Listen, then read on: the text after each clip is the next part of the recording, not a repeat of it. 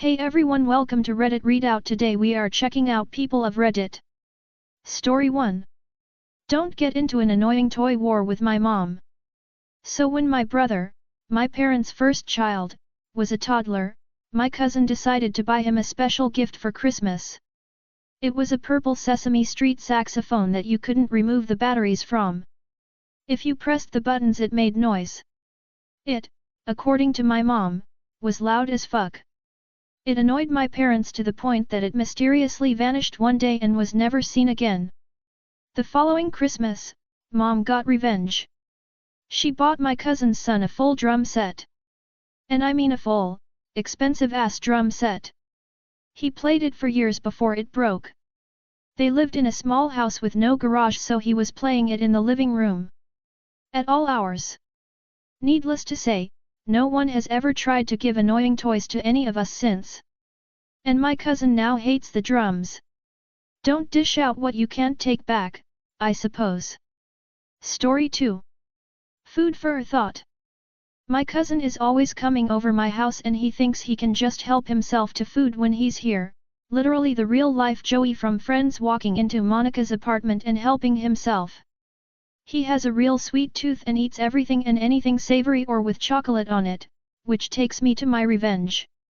I had got a chocolate fountain as a birthday gift and had been making some hot dogs that day for lunch.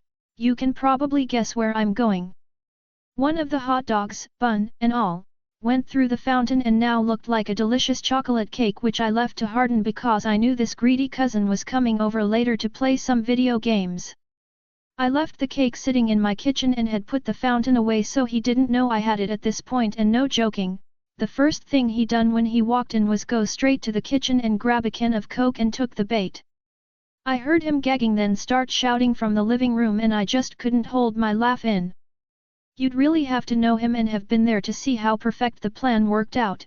It honestly couldn't have went any better as far as petty revenge goes. Safe to say he will be thinking twice in future about just helping himself to any food in my house. Story 3. Rent shitty house. Good luck ever renting it out again. So I rented a house from a landlord beginning of 2020. Rentals was cheaper than a lot of other places. It looked nice. Keyword looked. After moving in I discovered that central AC duct under the hose were not hooked up so the heat and AC would not blow into the house, they would blow under the house. In addition, the entire house was running on two 15-amp 120 circuits. So running 2 AC units and trying to cook toast resulted in blown fuses. On extra hot day running 1 AC unit and a fan plus TV and I'm at capacity, even turning on a light and fuse blown. I called the maintenance person and department and they ghosted me 3 months. Then winter arrives, I discover there is absolutely no insulation at all. Not on thought of it. Again, the central heat does not work, electric heater won't work because they use too much juice. Finally at my wit's end I withheld rent thinking they'd fix the problem. Nope, the owner threatened to evict me. Upon researching the market, houses and apartments are way out of my range, plus a lot of places wanted like a 700 plus credit rating and huge ass deposits. So I dealt with it. I bought a propane heater for the house and survived. Then here come a rat issue. I actually caught the damn thing on camera. Sent it to the landlord. Nothing, nada. During this time I just happened to notice the house right next door was empty and the owner of it would occasionally go in and work on it and then he would leave. So I left him my number and asked if he would rent it out. He agreed at $200 cheaper than my current rent. So I moved out. Upon moving out I called the local code enforcement office. Lo and behold, they won't do anything. The exact word from the officer were that as long as they didn't do any electrical work on the house he was not required to investigate anything any further. The box is located on the outside of the house. The box is also old enough to not have fuses made for it that are easy to find, and even then they are $100 for a 20-amp fuse. So after I moved out, I took every fuse out of the box. Now they have to do electrical work and the inspector will have to come out. Oh, and I know the house can't possibly be legal for the entire house to run on 2 15-amp fuses. So as of right now, the house has sat vacant for about 6 months. And when they replace the box and fix all the electrical problems, I might just have to help myself to a few of those fuses. Oh, and cake to the icing is years ago I used to work for the property management company that has recently took over managing it, and I have a master key to the house. All the possibilities. Stay petty, y'all. Story 4. Deliberately making tea the way I know they hate it. I know the title is hilariously British, I'm fully aware and own up to it. So I'm a registered veterinary nurse, and whilst I generally like this vet in work, it's as if they feel they have something to prove some days, as they never do this to fellow vets. So today, whilst multitasking doing jobs out the back and also helping to cover the reception desk, the vet turns round, passes me their mug and says, "Oh look, my mug is empty," bearing in mind they have been on their lunch break for at least 20 minutes by this point. Usually I'm quicker off the mark and shoot down this shitty attitude with things like, "That's a shame, would you look at that, not for me thanks, I'm happy with water." I reached out my hand and got the mug they were passing me before my brain could engage. So what did I do? I didn't spit in it, I didn't stir it with a used rectal thermometer. I just know they like their tea weak and milky, so I let that damn tea bag steep for a solid 10 minutes, then added a tiny splash of milk. And put that pungent bad lad down and said, "Enjoy." Story 5. Confront me with my confidential salary to disgrace me, thanks. Now everyone hears the answer. I was working at a startup company with around 50 to 60 employees as the head of software development unit. We were a team of 8 software engineers, and the rest of the company was administration and support or security personnel. The company was in a small city and it was so difficult to find good software engineers. We had this problem that whenever we found someone good, they were migrating to larger cities after a while, so over time naturally payments of software development unit raised comparing to other personnel. For me alone, it was more than all other managers in other departments by almost twice.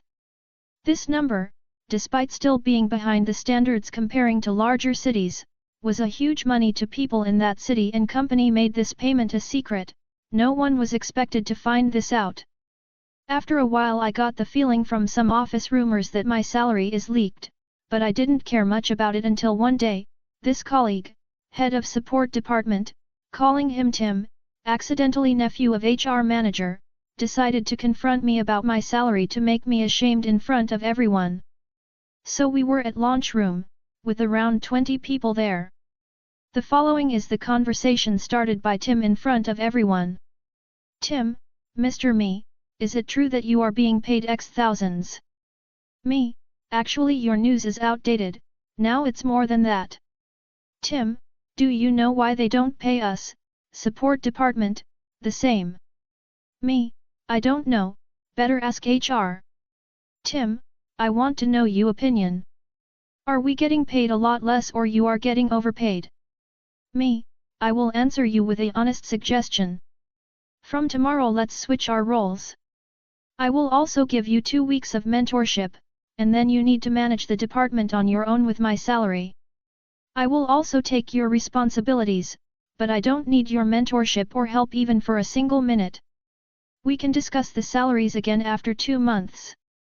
At this point everyone started to laugh, including one of our senior accountants, whom never was seen laughing.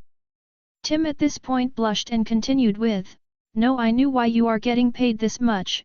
I just wanted to know how we can increase ours," which wasn't his initial statement. Me, then again I advise you to discuss it with HR. Tim, thanks. It wasn't the first time, but it was one of the best times I answered this question. Story 6. Sandwich Theft Karen. On a day I was off work, I was craving a sandwich at lunchtime on a hot day. I traveled to the nearest subway and got in line. As it was noon time, there were quite a few people in line, and as many places, they seemed understaffed.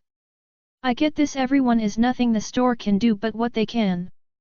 The young teenage girl was the only one to make sandwiches while a manager was ringing up the orders when not helping with condiments. So while waiting in line at Subway with like 6 others, I was behind a group of 3 old ladies, the Karens of this story. While not the spitting image of most Karens, you could tell from how they talked with each other they were the kind of women with resting bitch faces. So it came time to have their sandwiches made, and of course, every one of them wanted a very custom sandwich. This meat that cheese is a little too much. I want it toasted off. That is too much. I want to switch the bread. On and on, it was annoying as the one girl tried to keep up but was getting frustrated and stressed. Then the manager stepped over, trying to help, but with these women, they were not happy with anything. After 15 minutes of making each of these ladies' sandwiches, it finally came time to pay. Down to the register they went as my meatball sub was quickly made and passed down. I am plain bread, meat and sauce, a little ranch. So I waited behind them. The manager rang up the old bats, and when the total came out to around $30 ish, they went off again.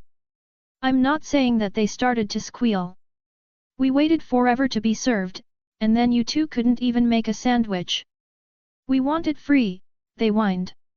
I was fed up with it, and after it continued for a few minutes, I stepped up and said I'd take the sandwiches and add them to mine. The old crows grinned and thought they had won. I paid for the 4 sandwiches now and added my drink and chips. After my card was approved and I was handed my receipt, I picked up my newly 4 bought sandwiches and got my drink. As I started paying, the old ladies went to sit at a table. After getting my drink, I headed to the door to leave with my food in hand. Excuse me, you have our food still. Are you not going to bring it to us? Receipt in hand, holding it up. Nope, I paid my money for my food and will take them back to work. As I headed to the door. This got the old bitches to get up and chase me out the door, which I didn't mind. The staff had enough of them, and I can take some abuse from crazies. You need to give us our food, or we will call the cops and have you arrested. I knew this was dumb, but as I said, nothing better on a day off. Please be my guest. I assure you they won't be doing anything about this.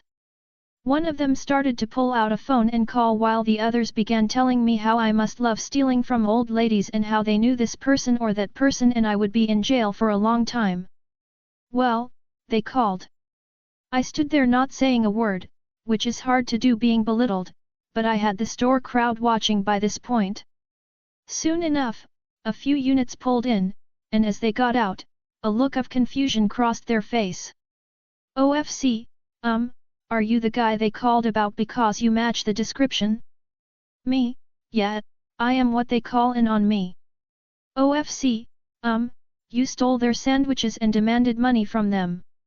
Me, well, look into it, ask the clerk and manager who paid for the sandwiches, and look at this receipt. One officer walked in, spoke with the store, and watched the video while the other listened to these women insinuate that I took the food from them. The shock was priceless once the other came out and confirmed I paid for them, and the store also wanted the 3 trespassed for a disturbance. I was released to leave but decided to go back in and eat.